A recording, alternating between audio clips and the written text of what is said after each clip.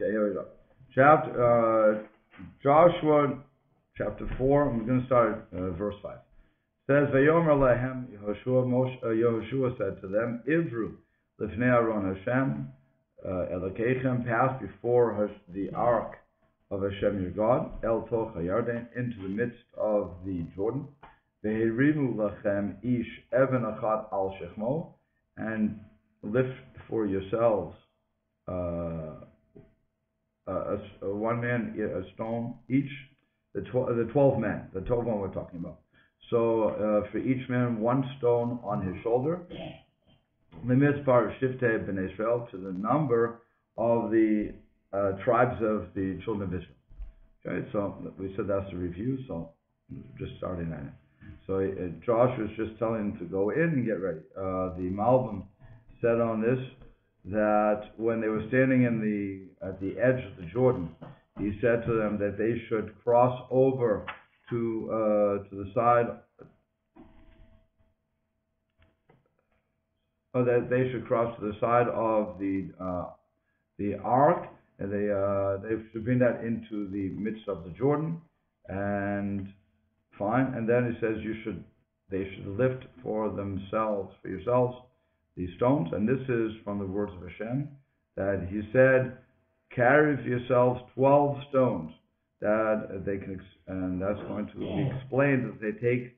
Now, it could have said, by the way, this is what the Malbim is going on. That it could have said that all of them should carry 12 stones together, and then they could carry them on sticks. And in this way, they could, it's much easier to carry heavier stones. But Joshua explained that this is not going to be the way, that rather each one of them had to put a stone on their shoulder, on each individual shoulder, and that's how they would carry it. And that's why it says, according to the number of the tribes, that each tribe was a separate matter by itself. So you have these 12 people who had to carry 12 stones individually, and they couldn't, it was not a cooperative effort. Thank you. Okay. So then the next verse would say, Lema'an, why do they have to do this? Lema'an tihi azot ot b'kirbechem, in order that the stones, will be this will be a sign for in your midst, your plural, your midst, ki yish'alun b'neichem machar lemor, because when again it's plural, when your children will ask tomorrow, saying, Ma ha'avanim ha'elet lachem, what are these stones to you? Okay. What are some of the questions you could ask on that right away? Why should they even ask? Why should they ask? What's the word tomorrow doing here? You could ask why tomorrow? Are we talking about futuristic tomorrow? Or are we talking literally? I think he says down here somewhere in comments that he understands it as future. Okay. So it was future tomorrow, and you can even ask one more question. Lachem, to you. When it comes to you and not to him. Right. When it comes to the Passover Seder, we say that the wicked child asks, what does this service mean to you? By saying to you, he includes himself, meaning it means absolutely nothing to me, so what's it mean to you? Why are you doing it? You guys did it.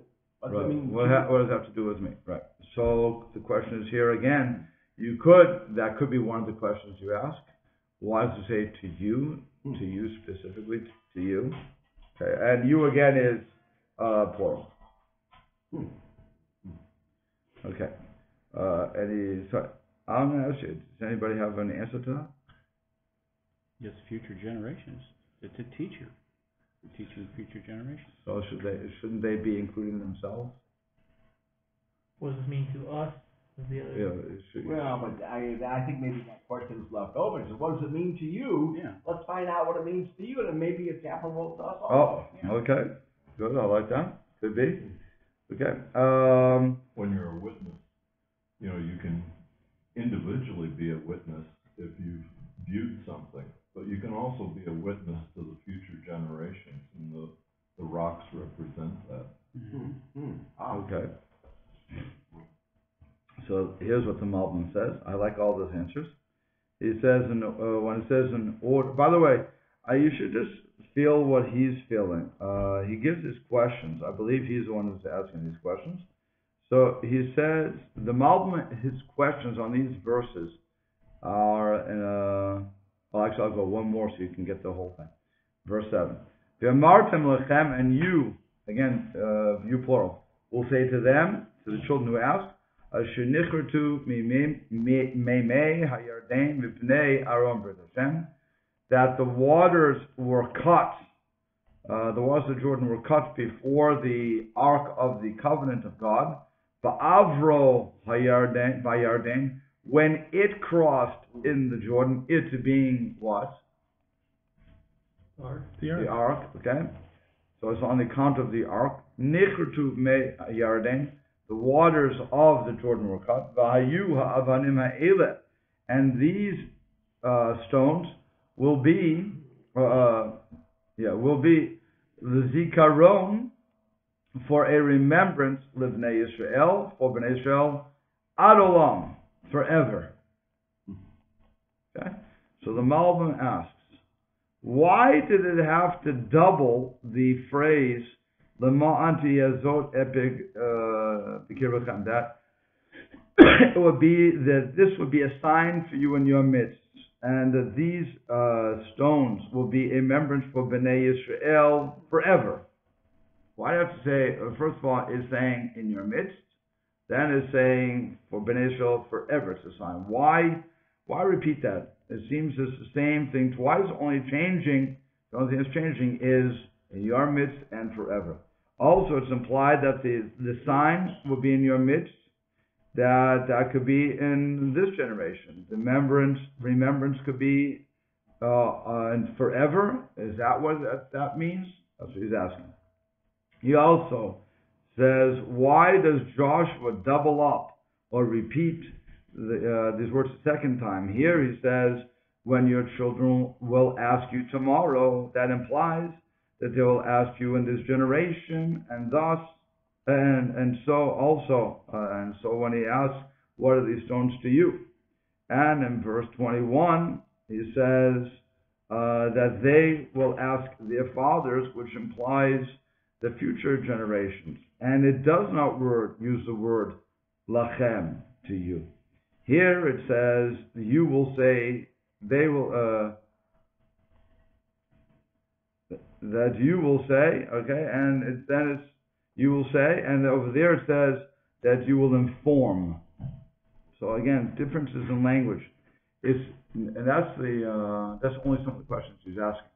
Okay, he's picking on specific words that the Navi, that Joshua, is using in one place and not another place, and he's saying we have to be sensitive to that language. Why is he repeating certain things?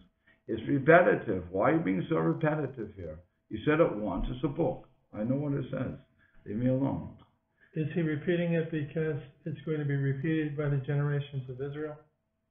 As sort of an example, kind of priming the pump that this is a repetitious story to carry Well, on? that's his point is it's not repetitious.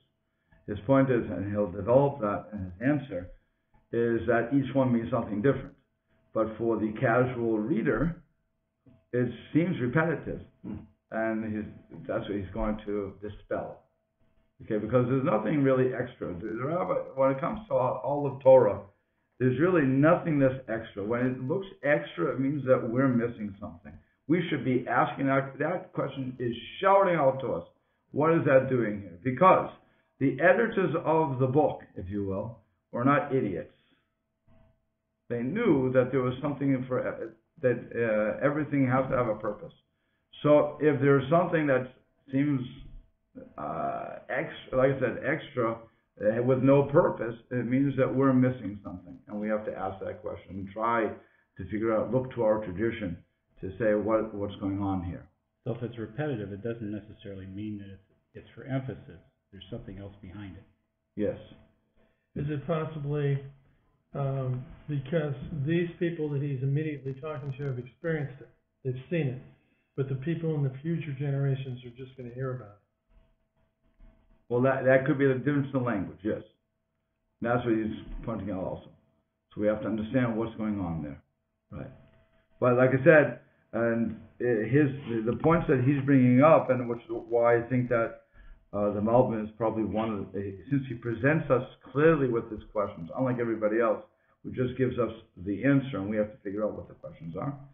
We're seeing where his mind is. I'm assuming he actually wrote the questions and not somebody else filled in the questions. It seems that he wrote them. From what I understand, he wrote the questions. So let's see what he says. And so starting with verse 6, is when it says, Laman, in order. That's also to include the explanation for the purpose of taking these stones, in order that it would be a sign. And behold, this statement is doubled. Because over there in verse 21, it says that your children will ask tomorrow their fathers, saying, what are these stones? And you will inform your children, saying that Israel passed on dry land with this Jordan, and there were two statements separate, because here it says that your children will ask you tomorrow, which is implied this generation. Now, normally, machar in Torah means future generations. It normally does not mean this generation, because this generation saw what was going on. They are living testimony. It would be like the people who went through the Holocaust, saying, "What are these the numbers that the Germans tattooed people?" The survivors won't say, "What are these numbers to you? What is this sign to you?" They know what it is. So to say machar, meaning this generation, becomes a difficulty. And that's where he's going with this. And watch what he does. It's an amazing thing. He says, he's talking about this generation. And further on, he's going to be speaking about the future generations. And that's why it doesn't say the word to you when it's a future generations. It just says, what are these signs for? Unto you. Now, but here, in our generation, it's saying to you. And these stones are to teach, to be a lesson for as a sign and a remembrance. The sign is for this generation. The remembrance is for future generations, because in this generation, they saw the miracle with their own eyes, and they don't need a remembrance, only a sign. I only need a little reminder, as a little sign. I say, oh, that's what happened. I see the stones, I know exactly what happened. Okay? He wants to say that they don't have to think about the cutting of the Jordan, that it was because of their power or because of their merit. The stones came that they took in their place of where the Kohanim was standing, as a sign that the Jordan was cut because due to the power of the ark and the holiness of the tablets of the covenant, in other words, the Ten Commandments, okay, that were inside. So really, when it's saying lachem, to you, what does these signs mean to you? What the Malbim wants to say is happening right now. And it's saying, we all saw the miracle. What are you doing? Why do we need this sort of thing? And so Joshua is saying it's a sign to you. Because what's going to happen, as time goes on, give it a day. We always said it doesn't take long for people to forget certain things. Okay? So once I see the sign in front of me, I say, oh, that's right, this is why it happened. Because what's really going to happen? As time goes on, we believe that we affected the victory. And if you really want proof of that, go back to 67. In 1967, the world recognized that when Israel won the Six-Day War, that it was purely from God. You had a lot of people who suddenly became Balei Tshuva, following God, who never did before. And they said, this is clearly from God, this is impossible to do. Well, fast forward that to 1980. I think I was with my professor, Dr. Raffaelli, who's explained how the Jews won the 67 war. It didn't take long. It took 20 years for them to throw God out of the equation. Okay, it wasn't God. It was we knew the tunnels. We used the Bible to figure it out. Okay, whatever you want to say. But and so they threw God out of the equation because they were socialists. I mean, he's still a socialist. Then it was 120. But it's that's what goes on. So if I don't have these signs in front of me to verify, it wasn't me. It wasn't my power. It wasn't my understanding of what's best for business. Okay, it was a matter of this is what God wants, and it was purely through miraculous manners that these sort of things happened. Because also what's going to happen in a few years, people will deny that the Nile, that the Jordan dried up or went up sky high. They'll say it was some sort of a seismic action or whatever they want to say, or there's no proof of it. How we know there's no proof? Because nobody was flooded. Doesn't make sense if water goes up. Okay, so it's a story. And again, if you want proof of that accusation, just think about the Holocaust. In 1945, the Holocaust ended, right? 45. In 1949, if not before that, but 1949 is the first documented, they had Holocaust deniers. It never happened. Didn't take long. And today, like I said, I've said it many times, today is already an argument as to whether it was reality or a Jewish myth. So it doesn't take long to deny facts. Straight out facts. Doesn't take long. No matter how much documentation you have. And the Germans were very nice to document everything they did. And even with that, they say it was manufactured. So all that was forged after the fact, or? Right. They say it's all manufactured by the Jews. So that's what the Holocaust deniers will tell you. The Germans, I'm saying the Holocaust deniers. Some of them are Germans, but some of them are Americans too. Some of the Canadians, they're all over the place. But it's but if you look to their stuff, they'll tell you it was impossible for that. There was a pope or a cardinal, Lustiger. That's his name. Lustiger, who was the denier, or was he the Jew? I forget. There was a cardinal who wrote a paper showing why there couldn't be the gas chambers. It was impossible, he said. The ovens and everything else. Again, go to Auschwitz, you idiots. You'll see them. They're still there. Look at the pictures. And he'll deny it because it's impossible to do it. That's what he wrote, and that's why he was thrown out, and then from the church, and then he was brought back in. I think they want to make him a saint. I forget what the whole thing was. A cardinal. He's still alive. So it made a whole big thing. That was the previous pope, Benedict. Who's here now? Who's here? It's not Benedict now, right? It's Francis now. Francis. Okay, so Benedict let him back in. I think it was Benedict to let him back in. I don't remember that. If you look it up online, you'll see that. There were three of them. But he was a Holocaust. He is a Holocaust denier. Okay, he says it couldn't have happened. Again, this proof is there. All you have to do is go and look. Open your eyes. But no, they want to deny. So if they can deny that, which again, we all can see the monument. Thoroughly documented. Right. So certainly to say that the Jordan, which really doesn't have to split in order for us to cross over. Again, we could walk. It's like the Rio Grande. You can walk across. Okay. So that being the case, to say the water went up, you're going to say, Dad, you had too much to drink that day. It was a good look. It was a good kiddush you went to. But it really didn't happen. Come on, everybody crossing dry land. It's pretty impossible. Okay, so that would be for future generations. That may even be for these generations. But the generation who saw it, they may forget what happened, or they may think that it's split because of them. Either way, they may have grand delusions. What's the common thread here? I mean, you're comparing a miracle from the Bible that people deny. Right. You're comparing that with the Holocaust.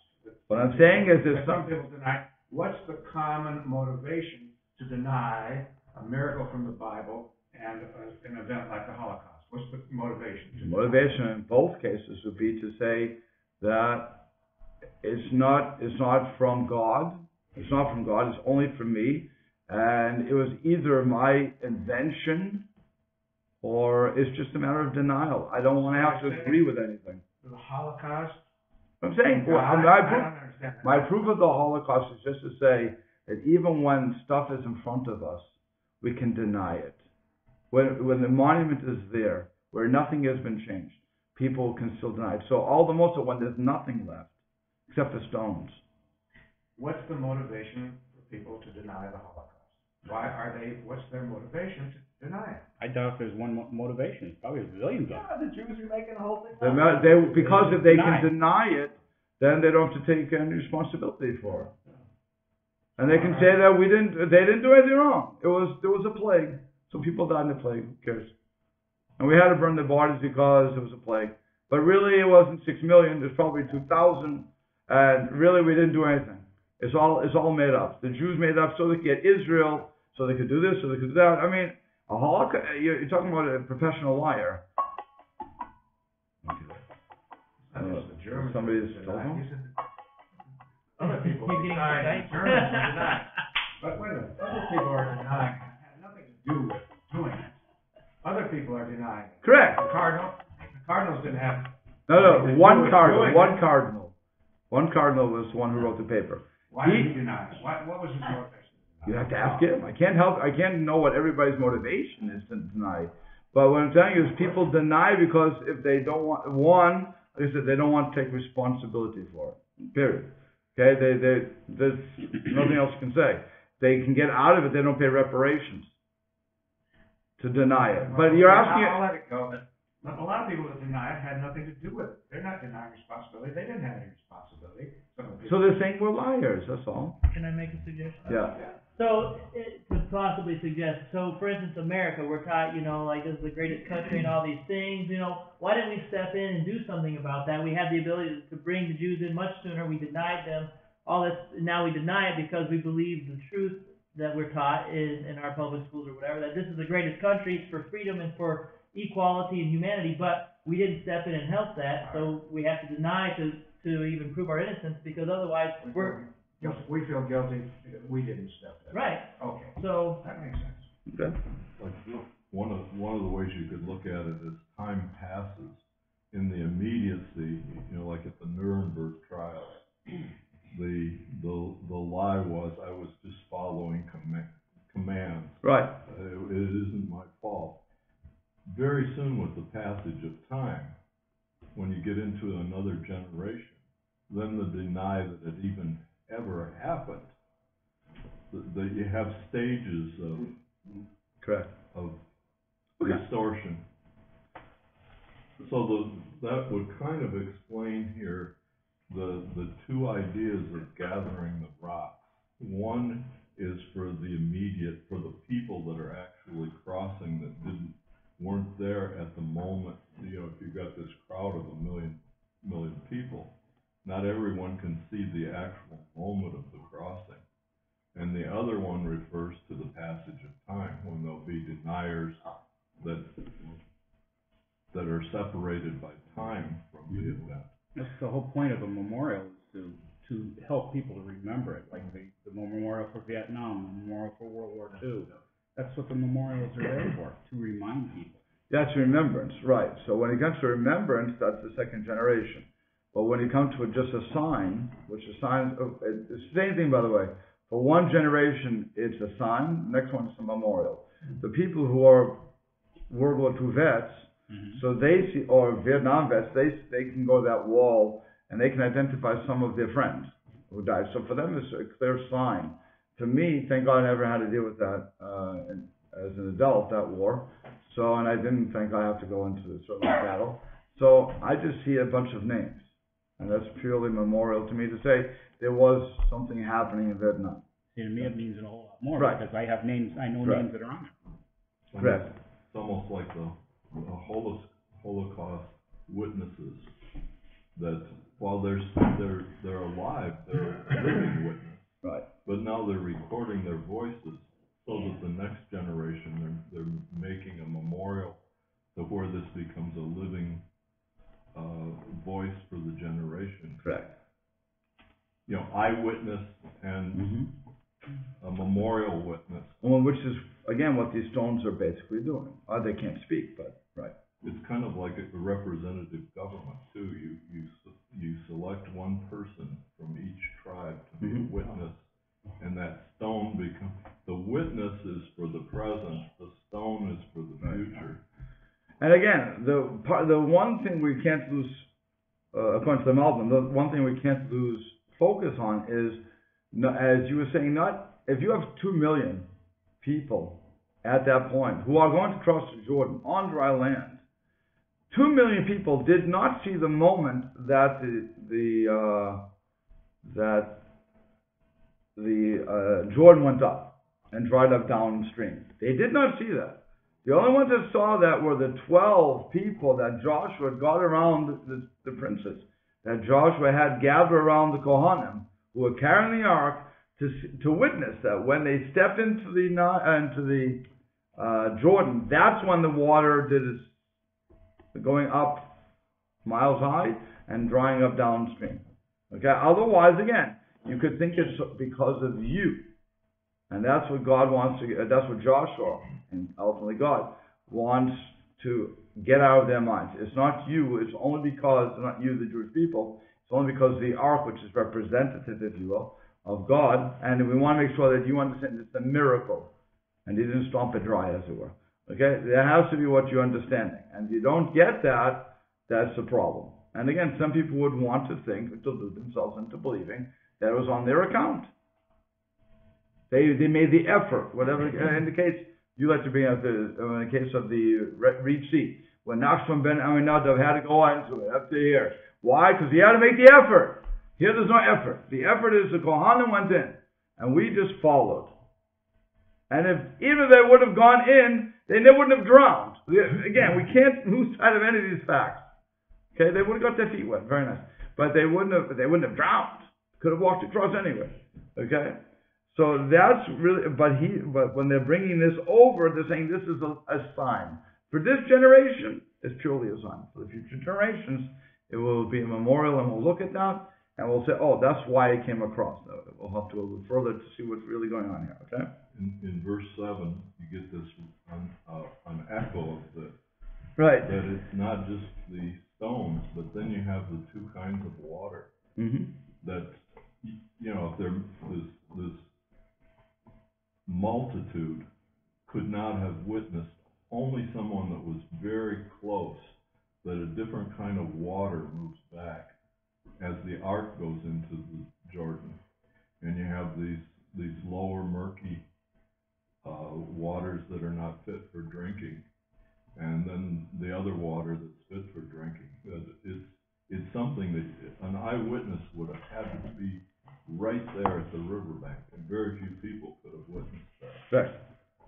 Okay, so he continues to say that now when going on the words, that your children will ask you tomorrow, saying, what do these stones mean to you? And they're saying because they will ask you, why do you need the sign? Behold, you saw it with your own eyes. What do you need a sign for? So, and you will say to them, this is your answer you're going to give your children. And over here, by the way, he's bringing out the fact that it does not say you will inform them, because they are the children, and they do understand what happened. You only have to say to them that this was needed to be a sign that would inform us that the waters were cut or split of the Jordan, and it was not because of us, but because of the covenant of the ark, the covenant of God, and its power. And the proof is for this, because that's again, you're saying it, right? If you look at the verse, you will say to them, as the waters will cut because of the Aaron. Well, how do you know that? How do you know it's because of the Aaron, the ark? How do you know it's not because of you? So that's why it has to go further to say the next part of it. Because when the ark, the covenant of God, when it went into the Jordan, the ark went into the Jordan, that's when the water split. And that's the sign that's because of the ark that the water, I'll use the word split here, but again, it's not two-sided split, it's one side. Okay, excluding from that which was in this generation. That's why in this generation it's only a sign. But when the children will ask you, but for the children, it will be a remembrance for the Jews forever. Now here's an interesting statement he's going to make, and I want you to tell me why he has to make this. He says, besides this, it will be forever, which means, what's a verse trying to tell you? That in the generations that come, that did not see the miracle, this will be a remembrance to this miracle itself. And the second statement is that it will be a remembrance for the future generations. Joshua explains that it had to be this name. What's he really trying to say when he states that Ad Olam, which we're translating as forever, is for the future generations that didn't see the miracle? Because if you go to Gilgal right now, you will not see these stones. You would think, you would see stones like Stonehenge. Okay? You don't see these stones. So what happened to them? They're not forever. Now, Ad Olam in the Torah can mean 50 years. Because if you think about, the reference would be when you sell yourself as a slave, okay, or you're sold into slavery, whichever the case is. You can say, the Torah says that as a servant or a slave, you can say to the master, I want, when it comes to the Shemitah year, the 7th year, and they are supposed to release you, you can say to them, I want to stay your slave. I love you, I love my wife and my children, because he had children with this non-Jewish woman that was, as a slave, he can be forced to be a stud. He doesn't want to leave his kids, fine. So he says, I don't want to leave. And the Torah says he can stay. You pierce his ear by the door. There's a whole reason for that, which I won't go into right now. And he will remain a slave forever. Fast forward that. Comes Jubilee, the 50th year. All slaves are released. All Jewish slaves are released. And we're talking about a Jewish slave when we said that Eved Ivri who remained forever. So that only means to the Jubilee year. So by the way, if the Jubilee year would be the next year, he'd only have one more year to be with his wife before he'd have to leave. Okay? But it's after 50 years, it's over. That's Ad Olam. So Ad Olam, forever, doesn't always mean forever. It can sometimes mean a limited time.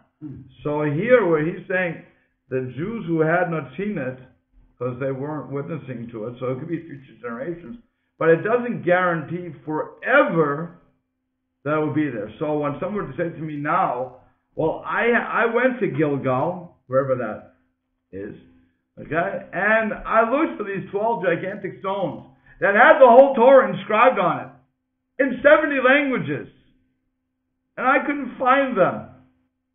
I Googled it, and I couldn't find them. Google Earth. I couldn't find it. So it's proof positive that it never happened. My answer would be, no, it's not proof positive. Ad Olam doesn't mean it's going to last the test of time for millennia. It doesn't work like that. Ad Olam could mean 50 years. It could mean until the Jews leave.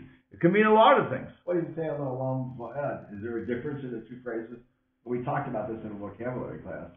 Right. In the grammar class. So again, I would go always by context.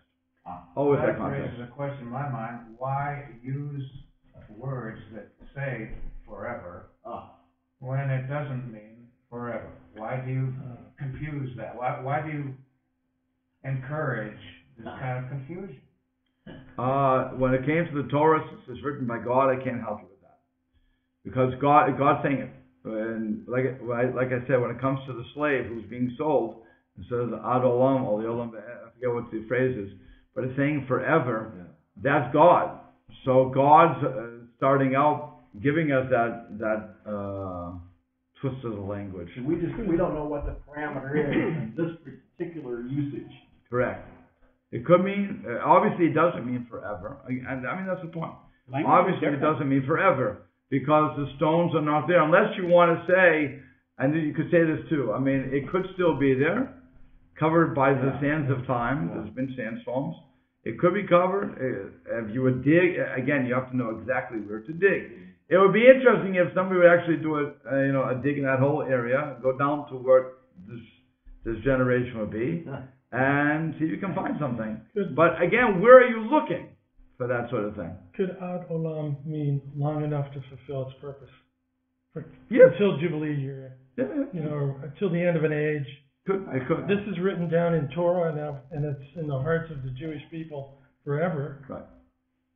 But, But I'm saying the stones. We're looking at Right, stones. the stones itself. What I'm saying is, if you were going, you couldn't find the stones now, it wouldn't be a proof one way or another. Because, like I said, based upon ad olam, just based upon the word, it doesn't really mean forever. It could mean, we're translating it forever. Well, yeah. But it doesn't mean... in Hebrew means doesn't- one thing, and forever in English means a totally different thing. Correct.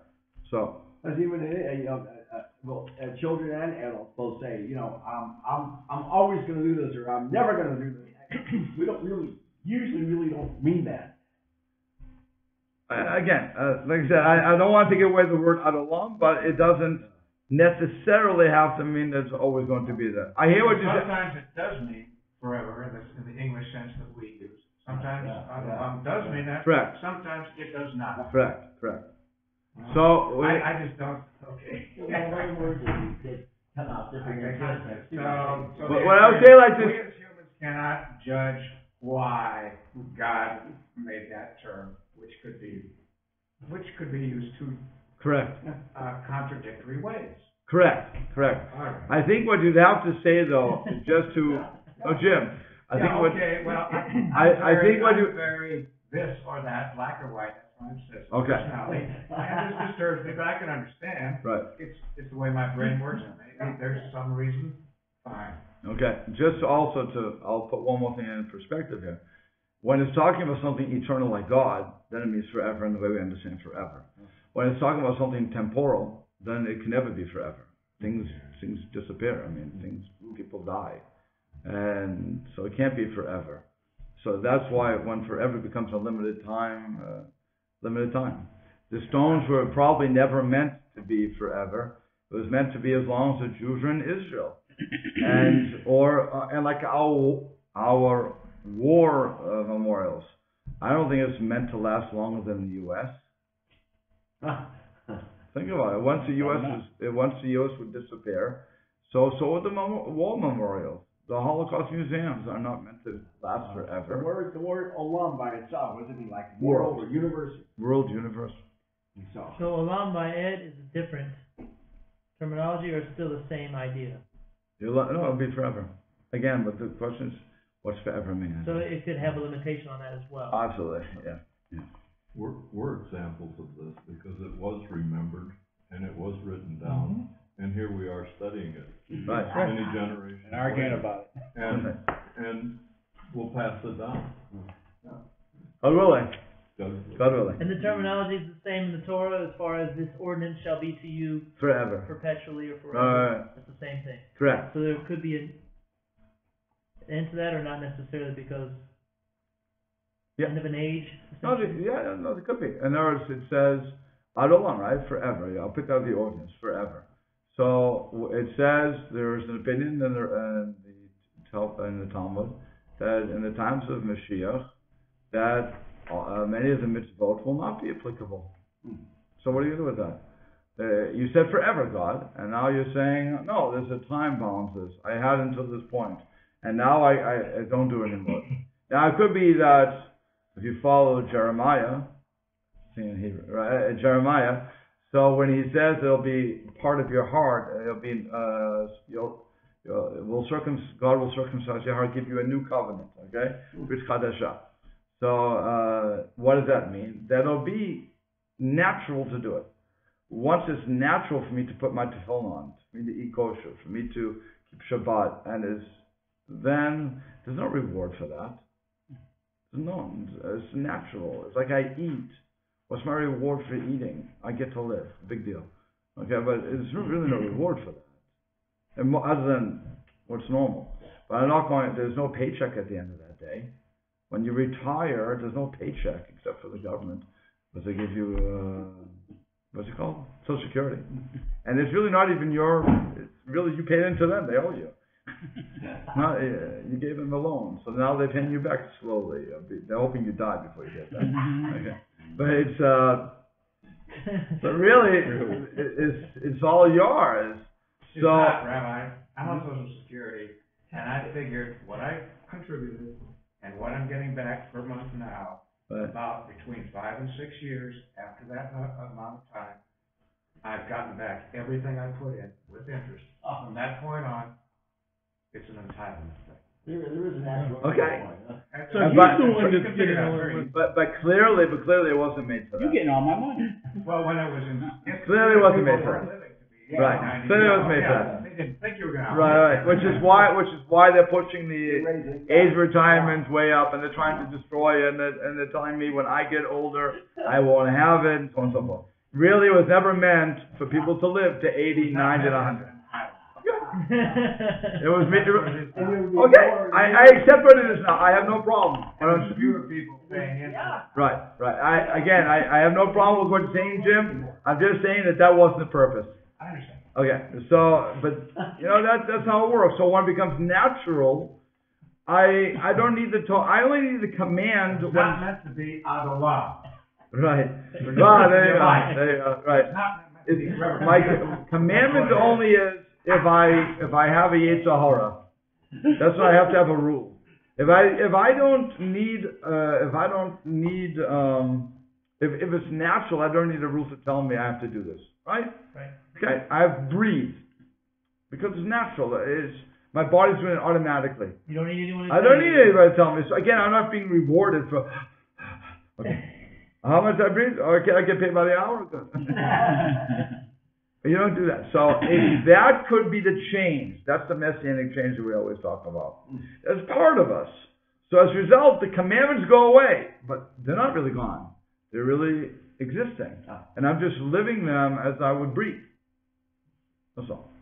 So that could be the ad olam factor. It could be a limited time. For the commandment part of that, for the reward part of that, that's limited. There's a limited time and there's expiration date to that. Once Mashiach comes, game done. Whatever I got, I'm living off my retirement. Hopefully it'll become an entitlement. Okay? To use our language right now. But that's what it is. Okay? So it's and we'll have to stop there.